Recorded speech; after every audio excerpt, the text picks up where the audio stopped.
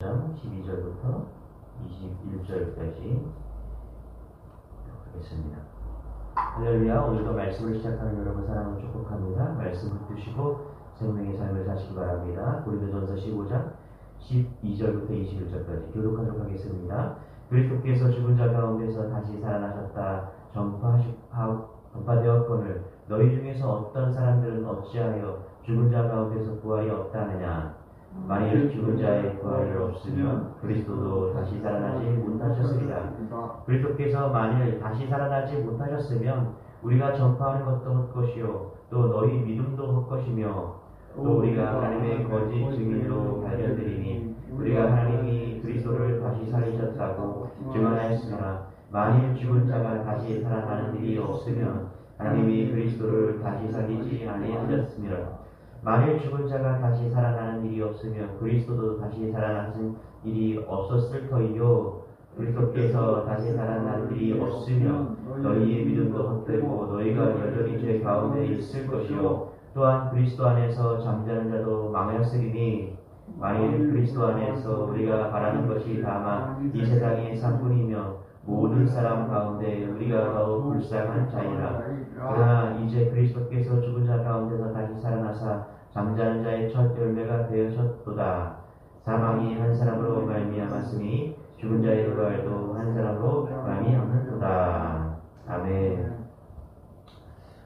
여러분 세상 사람들은요 왜 하필 예수인가 오직 예수냐고 왜 오직 예수냐고 거기에 오직이 붙어서 그렇죠. 왜 예수만이 답이어야 하냐고 그렇게 묻습니다.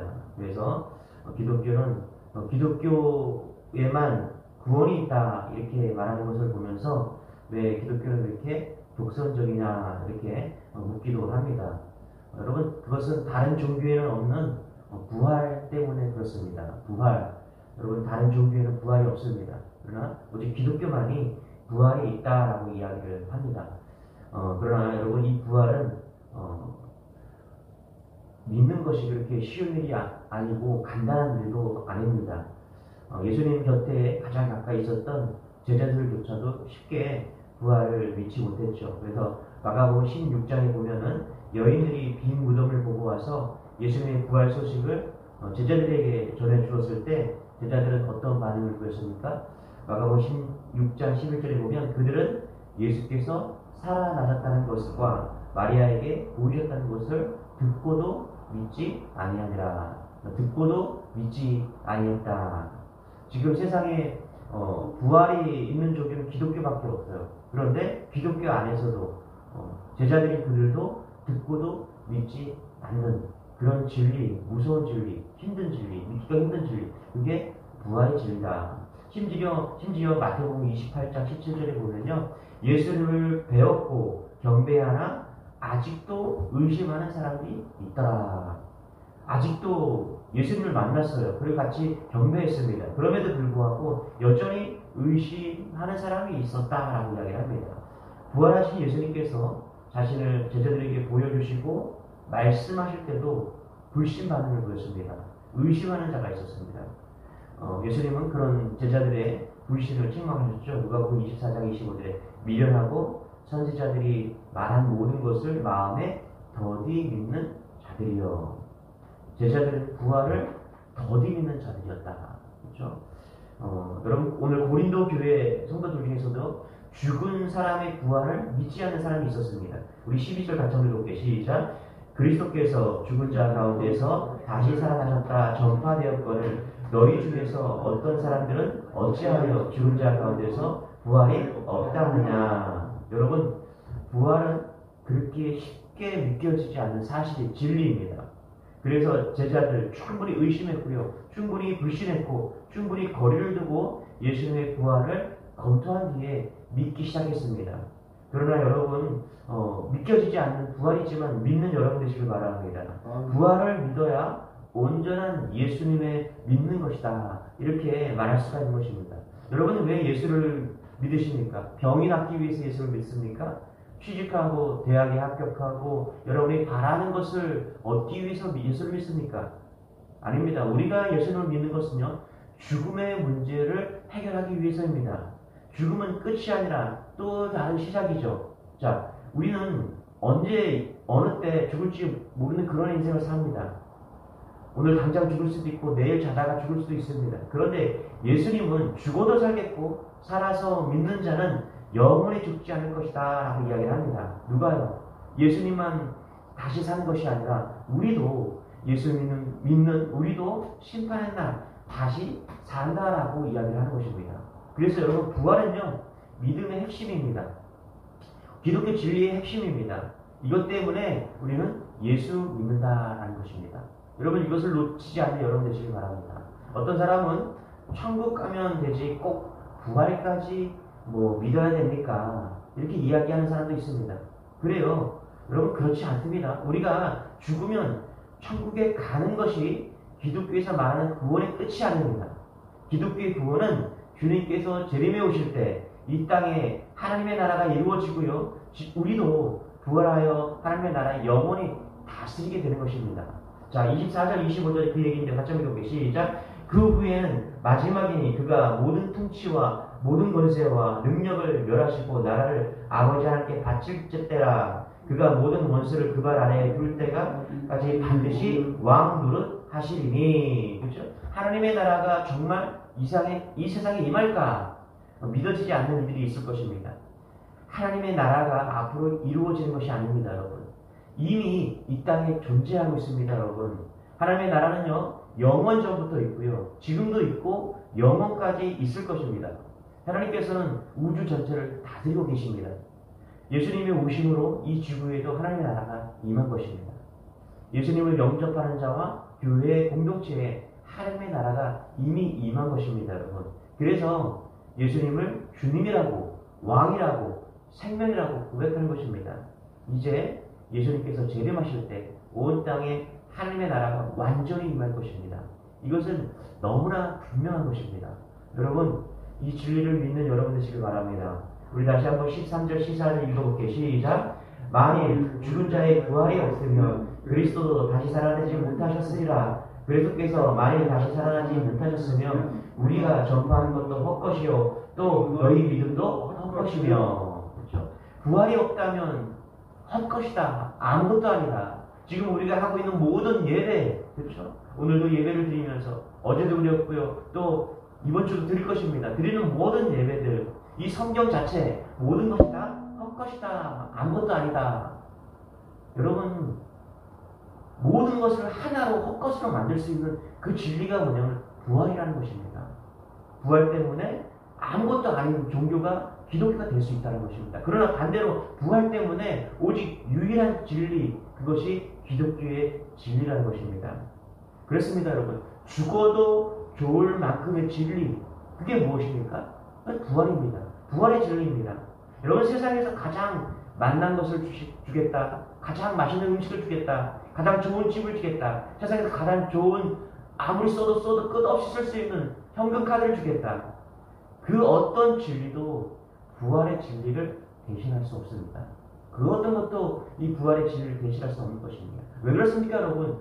죽음 앞에서는 그 어떤 것도 자랑할 것이 없기 때문에 그렇습니다.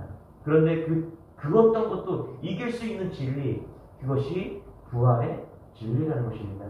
여러분, 예수님은 자기 자신을 부활이라고 이야기를 합니다. 여러분, 인류 역사상 나는 부활이다, 내가 부활이다 말한 사람은 아무도 없습니다. 어느 유명한 철학자도, 어느 유명한 명상가도 자신을 부활이라고 말을 한 적이 없습니다. 누군가 이렇게 말했다면 그 사람은 미친 사람일 것입니다. 그런데 예수님은 분명하게 나는 부활이다, 나는 부활이다, 나는 부활이다 라고 이렇게 말합니다. 여러분, 이것을 깨닫는 여러분 되시길 바랍니다. 그리고 그 부활은 사실이고 진짜라는 것입니다. 요한복음 11장 25절에 예수님께서 이르시되 나는 부활이요 생명이니 나를 믿는 자는 죽어도 살겠고. 예수님은 부활과 생명이다. 내가 그 부활이요 생명이다. I am, 그렇죠? I am resurrection, I am life. 내가 생명이라는 거예요. 내가, 그렇죠?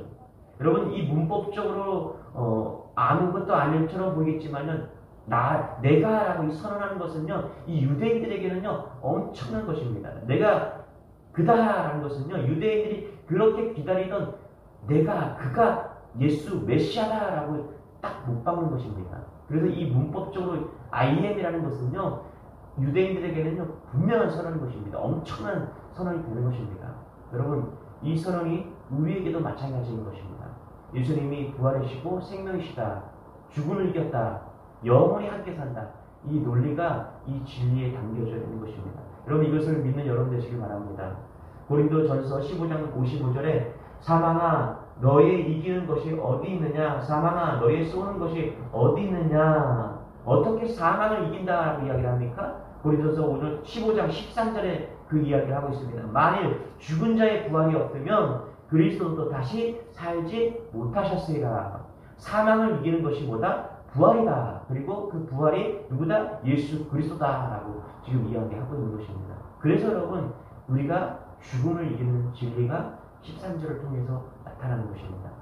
우리 15절부터 17절까지 다시 한번 읽어볼게요. 시작! 또 우리가 하나님의 거짓 증인으로 발견되리니 우리가 하나님의 그리스도를 다시 살리셨다고 증언하였습니다. 만일 죽은 자가 다시 살아나는 일이 없으면 하나님의 그리스도를 다시 살리지 아니하였으리라. 만일 죽은 자가 다시 살아나는 일이 없으면 그리스도도 다시 살아나신 일이 없을 터이요.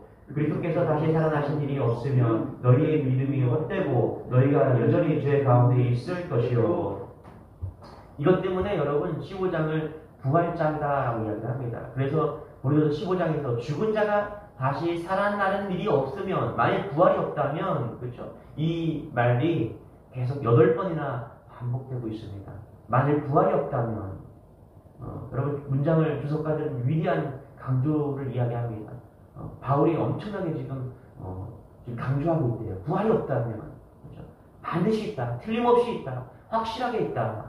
만일 부활이 없다면 이렇게 계속해서 반복하는 이유가 반드시 있기 때문에 그렇게 이야기하고 있다는 것입니다. 여러분, 예수 그리스도의 부활이 없다면 그분은 하나님의 아들이 될 수 없고요. 그분은 우리의 구세주가 될 수 없고 그분은 우리의 경배의 대상이 될 수 없다는 것입니다. 한 종교의 교주는 될 수가 있습니다. 그러나 그분은 진리가 되고 천국 가는 길이 되고 영원한 생명이 되고 영원한 길이 될 수는 없는 것이죠. 그러나 부활이 있기 때문에 왕이 되고 구세주가 되고 아들이 될 수 있다는 것입니다. 그래서 여러분, 기독교의 부활이 없으면 제가 늘 얘기하죠. 그래서 사기다, 사기. 여러분, 기독교의 부활이 없으면 이거 사기입니다. 그래서 평생 대학생 선교를 위해 헌신해왔던 그 로슈 맥도르라는 분은요 이렇게 얘기합니다. 예수 그리스도의 부활이 사실이 아니라면 기독교는 역사상, 인류 역사상 최고의 사기극이다. 그러나 예수 그리스도의 부활이 사실이라면 부활을 알지 못하는 사람들에게는 최대의 비극이 될 것이다.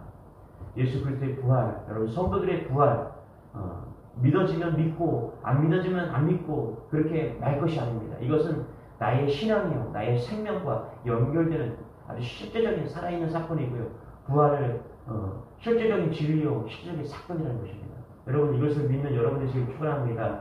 우리 18장에서부터 20절까지 읽어주세요. 시작! 또한 그리스도 안에서 잠자는 자도 망하였으니 만일 그리스도 안에서 우리가 바라는 것이 다만 이 세상의 삶뿐이요 모든 사람 가운데 우리가 더욱 불쌍한 자이다. 그러나 이제 그리스도께서 죽은 자 가운데서 다시 살아나사 잠자는 자들의 첫 열매가 되셨도다. 여기 보면요, 부활 때문에 뭐라고요?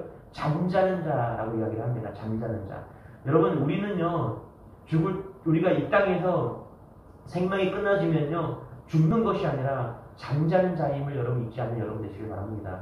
그래서 제가 장례를 치러보면요 예수 믿는 사람들은 죽음 앞에서 평안합니다. 잠자는 것처럼 잠들다가 그렇게 천국에 가는 것입니다. 여러분, 죽음을 이길 수 있는 진리는요 이렇게 잠자다가 어느 날 갑자기 잠자다가 또 잠자다가 그렇게 천국 가는 것입니다. 여러분, 이것을 믿는 여러분 되시길 바랍니다. 그래서 부활이 능력이 되는 것입니다. 여러분, 오늘도 우리가 왜 예배를 드립니까? 이 부활의 진리 때문에 예배를 드린 겁니다. 우리가 마지막 날 예배 드리다가 천국 가는 거예요. 그렇게 평온하게 기쁘게 감사하게, 그래서 늘 연습하다가 죽음을 이기는 진리를 연습하다가 그것을 믿다가 천국 가는 것입니다. 2007년인가요? 7월 달에 분당의 모 교회에서 아프가니스탄 협력 봉사단으로 갔다가 텔레반에 잡혀서 이제 이슈가 되었던, 국내에도 엄청난 이슈가 되었던 여러분 그 배영규 목사님이라는 그분을 기억하실 것입니다. 당시에 23명이 잡혔을 때 그 배영규 목사님께서 한두 사람의 죽음을 예견했다라고 이야기를 합니다.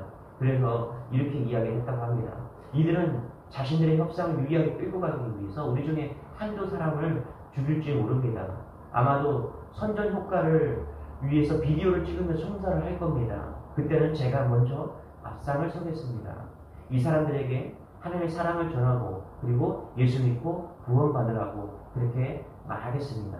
그러자 그때 그 연장자인 그 유병식 전도사라는 분이 거기 함께 있었다고 이야기합니다. 그러면서 목사님 순서를 바꾸시죠. 저는 이제 살 만큼 살았습니다. 이때 배영규 목사님께서 이렇게 대답을 했다고 합니다. 어디 전도사가 목사잖아요. 너 보냐고. 저는 어차피 나이 들면 선교지에서 여정을 마친 그런 죽음을 각오했던 사람입니다. 고 배영규 목사님은 거기서 그렇게 순교를 했습니다. 그러나 여러분, 고 배영규 목사님의 죽음으로 심은 그 복음의 씨앗, 저는 이 단기 선교 팀이 아프리카 그 복음의 씨앗을 심었고요. 언젠가는 꽃을 피울 거라고 저는 믿습니다. 그게 복음의 능력입니다. 내가 오직 죽음을 이기는 다시 살 수 있다는 그 진리, 부활인 것이죠. 이 진리가 없다면 어떻게 우리가 순교할 수 있겠습니까? 어떻게 제자들은 창에 찔려 죽고 목이 달아나 죽고 거꾸로 매달려 죽고 십자가에 죽을 수 있냐는 것입니다. 그렇죠? 죽음을 그렇게 함부로 할 사람은 아무도 없습니다. 그렇게 할 수 있다는 것은 부활의 진리가 우리의 모든 죽음까지 이겼기 때문이라는 것을 잊지 않는 여러분 되시길 축원합니다. 우리 21절입니다. 같이 읽고 시작. 사망이 한 사람으로 말미암았으니 죽은 자의 부활도 한 사람으로 말미암을까. 이 부활은 오직 한 사람 예수 그리스도로도 시작되었고요. 그 부활로 인해서 우리도 그렇게 부활에 참여하는 자가 되었다는 것입니다. 예수님께서 지금 여기 우리 삶 가운데 부활과 생명 그 자체가 되었다는 것입니다. 여러분, 이 부활의 신앙을 잊지 않는 여러분 되시길 바랍니다. 부활절만 부활의 신앙을 갖는 게 아닙니다. 오늘 날마다 이 부활의 신앙으로 다시 태어나는 것입니다. 죽어도 죽지 않는 그 부활의 능력으로 오늘도 빛과 소금으로 우리는 그렇게 살아가는 것이죠. 오늘도 이 믿음으로 승리하는 여러분 되시길 축원합니다. 기도하겠습니다. 주님 감사합니다. 세상에 그 어디에도 없는 부활의 진리를 우리에게 주시니 감사합니다. 이 부활의 진리로 승리하는 우리가 되게 도와주옵소서. 부활의 진리로 죽음도 이기는 그런 믿음을 우리에게 갖게 하나님 허락하여 주옵소서. 이 부활의 진리로 오늘도 승리하는 믿음의 권속들이 다 될 수 있도록 은혜를 더하여 주옵소서. 감사드리며 예수님의 이름으로 기도드리옵나이다. 아멘. 부활의 진리로 여러분 오늘 승리하는 여러분 되시기 바랍니다. 주여 한번 기도하겠습니다. 주여.